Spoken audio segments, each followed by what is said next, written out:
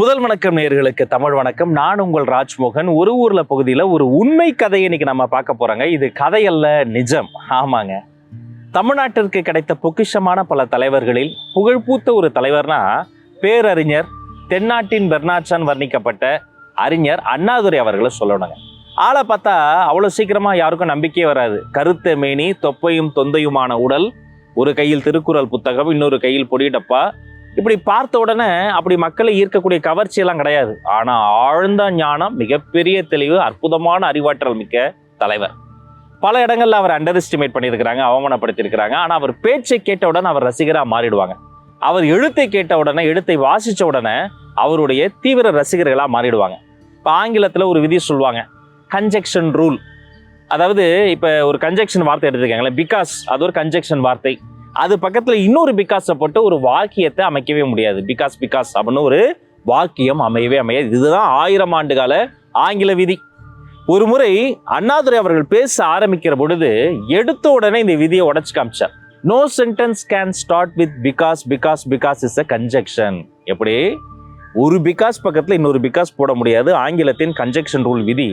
இது ஆங்கிலேயர்கள் முன்னாடி பேசும்போதே 2 இல்ல 3 கன்ஜெக்ஷனை 2 கமாவை போட்டு உருவாக்கி காமிச்சார். அசந்து போயிட்டாங்க. அதனாலதான் வெள்ளக்காரன் சொன்னா mister C N. Annadurai south Asian Bernard Shaw அப்படின்னா.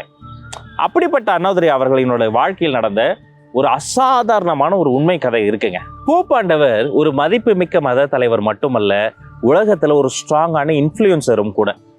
அவர் அண்ணாதுரையினுடைய அற்புதமான இந்த மொழி ஆற்றலை பார்த்து வியந்து போய் உங்களுக்கு என்ன பரிசு வேண்டும்னு கேட்டபோது அண்ணாதுரை அவர்கள் தனக்கு பொண்ணோ பொருளோ புகலிடமோ கேட்காமல், மண்ணோ மாட மாளிகையோ கேட்காமல் வித்தியாசமான ஒரு வேண்டுகோளை பரிசாக கேட்டார். என்ன தெரியுமா? இந்தியாவில் ஒவ்வொரு பகுதியை ஒவ்வொருத்தங்க ஆண்டாங்க. பெரும்பாலும் பிரிட்டிஷ் ஆண்டாங்க. இப்போ புதுச்சேரி பகுதியை பிரான்ஸ் ஆண்டாங்க. அதே போல கோவா என்ற ஒரு பகுதி இருக்கு. இதை போர்ச்சுகல் நாடு தான் நீண்ட காலம் தனது ஆளுமை கீழே, ஆட்சியின் கீழே வைத்திருந்தது. இந்த போர்ச்சுகலின் கீழ் இருந்த கோவாவின் விடுதலைக்காக போராடிய மனிதனின் பெயர் தான் ரெனாடே. இந்த ரெனாடே அவர்கள் போர்ச்சுகல் சிறைச்சாலையில் கிட்டத்தட்ட 26 ஆண்டுகள் சிறைவாசத்துல முடக்கப்பட்டிருக்கிறாரு. நீங்க மனசு வைத்தால் அந்த ரானாடேவே கொடிய சிறைச்சாலையிலிருந்து விடுதலை செய்யலாம். ஏன்னா நீங்க ஒரு கிறித்தவ மத தலைவர், போர்ச்சுகல் ஒரு கிறித்தவ நாடு.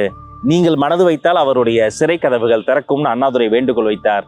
இதை கேட்டு படித்து புல்லரித்து போன போப்பாண்டவர் உடனே ரானாடே அவர்களுக்கு விடுதலை வழங்குவதற்கான வேண்டுகோளை முன்வைத்தார். போப்பாண்டவரே சொல்லிட்டா மறுபேச்சு சொல்ல முடியுமா? எண்ணி அடுத்த 10வது நாள் ரானாடே அந்த போர்ச்சுகல் சிறையில் இருந்து விடுதலை செய்யப்பட்டார். டெல்லியில அவருக்கு பெரிய பிரம்மாண்டமான வரவேற்பு. அன்றைய பிரதம மந்திரி போய் மாலை போட்டு மரியாதை செய்து அவரை வரவேற்பு செஞ்சாங்களாம்.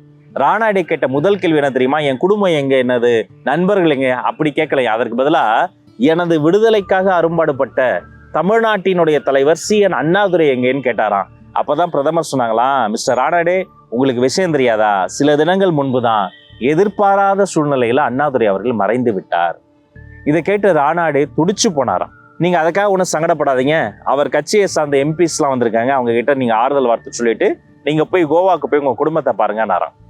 ஆனா இத்தனை நாட்கள் சிறையிலிருந்து வந்த ரானாடே நேரா கோவாக்கு போகல, தன் குடும்பத்தை பார்க்கல, நண்பர்களை பார்க்காம நேரா அங்கிருந்து சிறப்பு விமானம் ஏறி சென்னைக்கு ஓடோடி வந்து அண்ணா சமாதிக்கு சென்று, என்னை யாரென்று அறியாத, முகம் பார்க்காத யாரோ ஒரு மனிதனாக இருந்த என்னை எனது விடுதலைக்காக சிந்தித்த இந்த மனிதர் இறந்து விட்டாரேன்னு அவர் சமாதியில் உட்கார்ந்து அரை மணி நேரம் கண்ணீர் விட்டு அழுததாக அன்று இருந்த, அதை பார்த்த அந்த மனிதர்கள்லாம் பதிவு செஞ்சு வச்சிருக்கிறாங்க.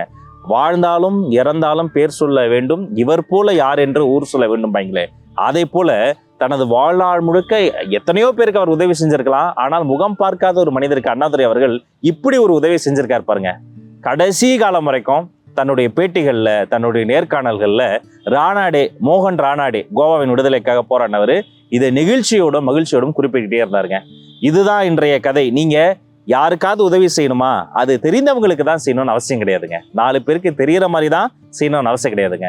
சம்பந்தப்பட்டவங்களுக்கு நன்மை தரக்கூடிய எந்த ஒரு உதவியாக இருந்தாலும் சரி, அது உங்ககிட்ட 2 பேனா இருக்கு, பேனா இல்லாத ஒருத்தருக்கு அதை பகிர்வதாக இருந்தாலும் சரி, விடி சவால் மனிதர் சாலையை கடக்க முடியாமல் நிற்கிறார், அவை கையை பிடித்து அப்படியே சாலையை கடக்க உதவி செய்வதாக இருந்தாலும் சரி, ரத்த தானம் இருந்தாலும் சரி, உறுப்பு தானம் இருந்தாலும் சரி, கல்வி கட்டணம் கட்ட முடியாத குழந்தைக்கு நீங்கள் கொடை செய்வதாக இருந்தாலும் சரி, யாரோ ஒருத்தருக்கு நீங்கள் ஒரு உதவி செஞ்சீங்கன்னு வச்சுக்கோங்களேன், அந்த உதவியினுடைய வாழ்நாள் உங்களுடைய வாழ்நாளையும் தாண்டி நிற்கும்.